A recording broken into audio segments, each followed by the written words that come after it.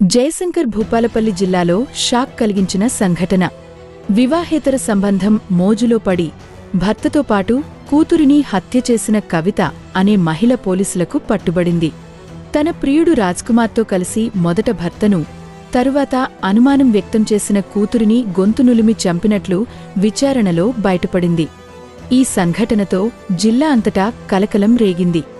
25 June రోజు afternoon 1 o'clock కి ఇద్దరు కలిసి ఇది కవిత ఏదైనా పారాలిసిస్ హస్బెండ్ ఉన్నారు, అతనికి లెగ్స్ పడిపోవడం జరిగింది. తర్వాత రాజ్ కుమార్ అతనికి మౌత్ నుంచి సైనింగ్ చేసి మర్డర్ చేయడం జరిగింది.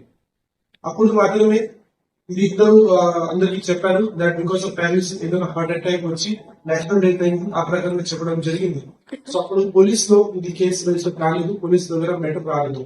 అప్పుడు ఇది నేషనల్ డెత్ కింద ఇది క్రిమినేషన్ కూడా అయింది. అయిన తర్వాత ఈ